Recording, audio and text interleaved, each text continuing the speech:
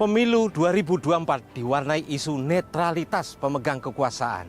Mulai dari cawe-cawe presiden, pejabat kepala daerah, ASN, aparat TNI Polri, hingga aparat desa. Kualitas demokrasi di Indonesia sedang diuji. Dibutuhkan partisipasi rakyat untuk terus mengawal proses pemilu 2024. Ujian kualitas demokrasi di pemilu 2024 membuka lembaran awal catatan akhir tahun 2023. Bersama saya, Budianto.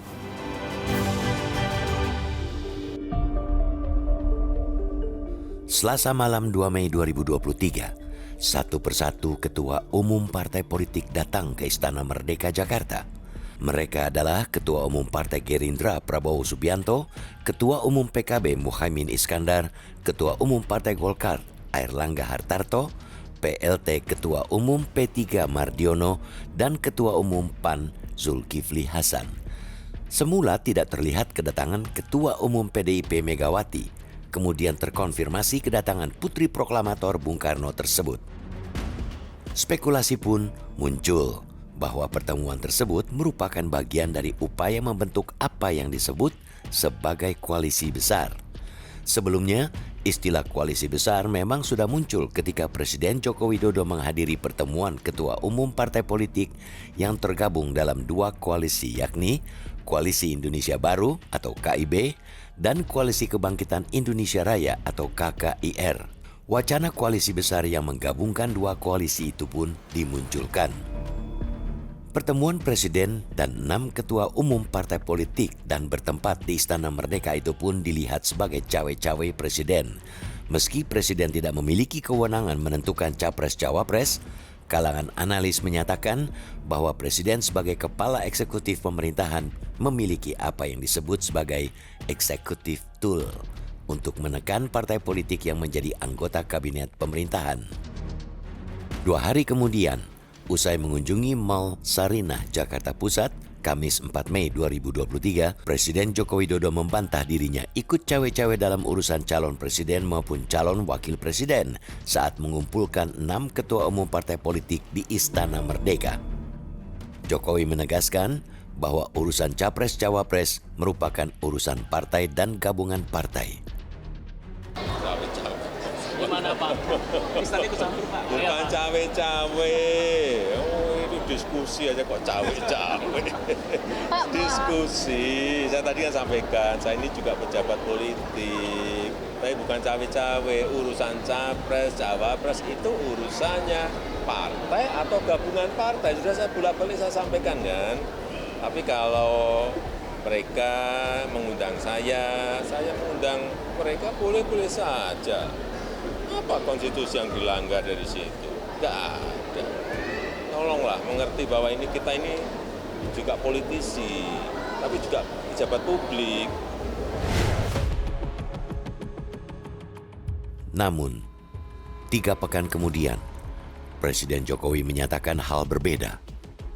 Tepatnya pada 29 Mei 2023, Presiden menyatakan bahwa dirinya akan cawe-cawe dalam pemilu untuk kepentingan bangsa dan negara.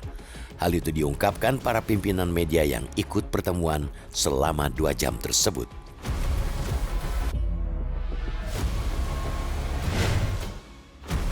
Baru pada 6 Juni 2023, Presiden Joko Widodo secara langsung menjelaskan maksud cawe-cawe yang dilontarkannya dalam pertemuan dengan para pemimpin redaksi media massa nasional di Istana Kepresidenan beberapa waktu lalu. Penjelasan itu disampaikan Joko Widodo dalam keterangan pers selepas menghadiri Rapat Kerja Nasional Partai Demokrasi Indonesia Perjuangan di Sekolah Partai Lenteng Agung, Jakarta, Selasa 6 Juni 2023. Cawe-cawe itu sudah saya sampaikan bahwa cawe-cawe itu saya sampaikan bahwa menjadi kewajiban moral, menjadi tanggung jawab moral saya sebagai presiden dalam masa transisi kepemimpinan nasional di 2024, ya harus menjaga agar masa transisi kepemimpinan nasional lewat pemilu serentak, lewat pilpres, itu bisa berjalan dengan baik tanpa ada riak-riak yang membahayakan negara dan bangsa. Masa kalau ada riak-riak yang membahayakan negara dan bangsa saya disuruh diem? Enggak lah. Alih-alih menunjukkan gestur dukungan kepada Ganjar Pranowo sebagai capres usungan PDIP, Presiden Joko Widodo justru menunjukkan sinyal kuat dukungan terhadap Prabowo Subianto sebagai capres. Sudah tidak terhitung berapa kali Presiden Joko Widodo memamerkan kedekatan di muka publik dengan gestur dukungan untuk Prabowo.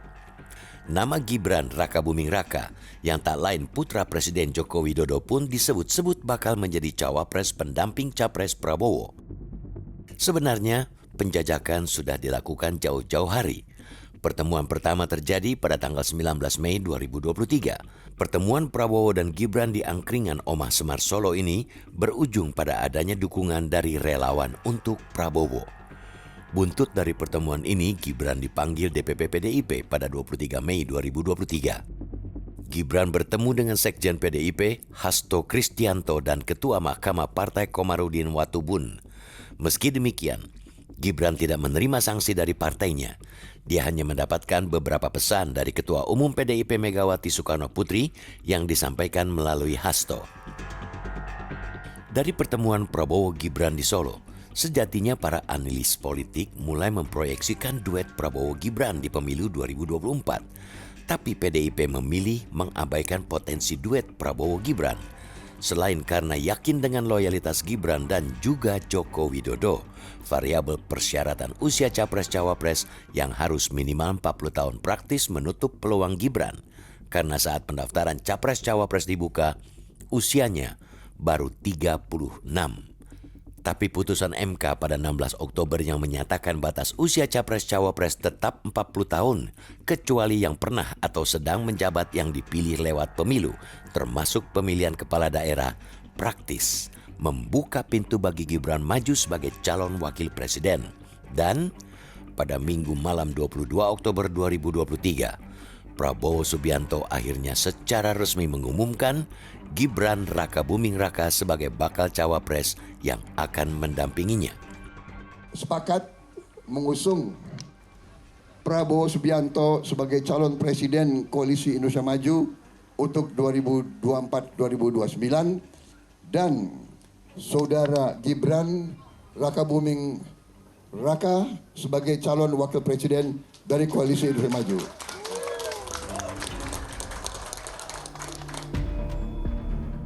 Munculnya putra Presiden Joko Widodo sebagai calon wakil presiden tak pelak memunculkan kekhawatiran tentang penggunaan aparat dan pejabat negara untuk pemenangan pasangan Prabowo Gibran.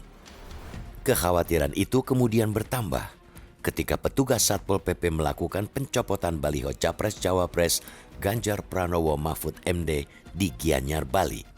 Pencopotan itu dilakukan menjelang kunjungan kerja Presiden Joko Widodo di Balai Desa Batu Bulan, Kabupaten Gianyar, Bali, Selasa 31 Oktober 2023. Penjabat Gubernur Bali Sang Made Mahendra Jaya mengklarifikasi soal pencopotan baliho Capres-Cawapres itu.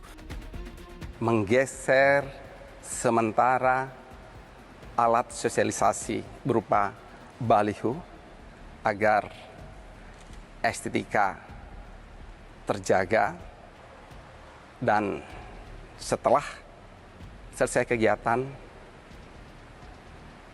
alat sosialisasi baliho tersebut sudah terpasang kembali. Jadi dapat saya tegaskan di sini tidak ada maksud lain kecuali agar kegiatan dapat berjalan dengan nyaman. Pada pertengahan November, jagat dunia maya heboh dengan pengakuan atau cerita seorang perempuan yang mengenakan seragam ASN berlogo Kabupaten Boyolali.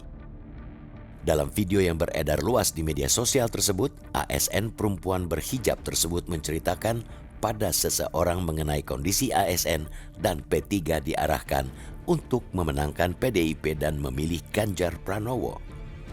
Bahkan, banyak yang dipungut sumbangan sama menangkan calon PDIP.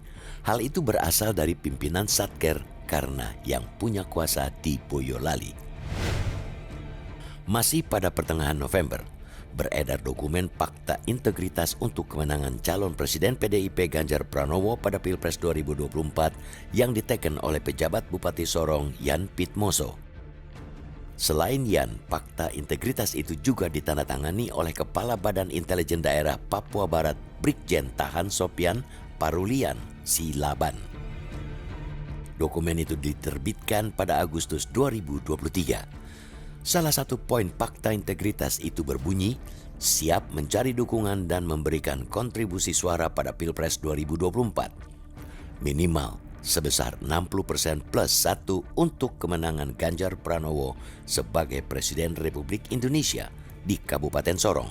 Belum reda soal isu netralitas aparat TNI Polri, penjabat kepala daerah serta ASN pada 19 November 2023, ribuan perangkat desa dan kepala desa yang tergabung dalam kelompok Desa Bersatu menggelar acara deklarasi dukungan kepada pasangan Capres Cawapres nomor urut 2, Prabowo Subianto, Gibran Rakabuming di Indonesia Arena Kompleks Gelora Bung Karno, Jakarta. Panitia mengklaim acara dihadiri 20.000 anggota organisasi yang tergabung dalam Desa Bersatu dari 37 provinsi, 416 kabupaten, dan 12 kota. Dari sederet kasus itu, publik pun melihat bahwa ada masalah dalam hal netralitas, mulai dari cawe-cawe kepala negara hingga penjabat kepala daerah. Begitu juga dengan netralitas aparat TNI Polri, hingga ASN yang dipersoalkan, hingga penggalangan aparat desa untuk kepentingan pemenangan. Pemilu adalah parameter demokrasi prosedural yang paling absah. Tapi ketika dalam prosesnya ditemukan ketidaknetralan negara dan aparatur negara, maka yang jadi taruhan adalah kualitas demokrasi serta output yang dihasilkan. Dalam hal pemilihan presiden dan wakil presiden, ada 3 pasangan yang akan berkontestasi, yaitu pasangan nomor urut 1 Anies Baswedan Muhaimin Iskandar, pasangan nomor urut 2 Prabowo Subianto Gibran Rakabuming Raka, serta pasangan nomor 3 Ganjar Pranowo Mahfud MD. Kini, partisipasi rakyat dibutuhkan bukan hanya untuk datang ke tempat pemungutan suara, tapi juga mengawasi prosesnya dan mengawal hasilnya. Setidaknya itu yang bisa dilakukan untuk menandingi hegemoni kekuasaan dan memastikan output pemilu mencerminkan kehendak rakyat. Jelajahi cara baru mendapatkan informasi. Download Metro TV Extend sekarang.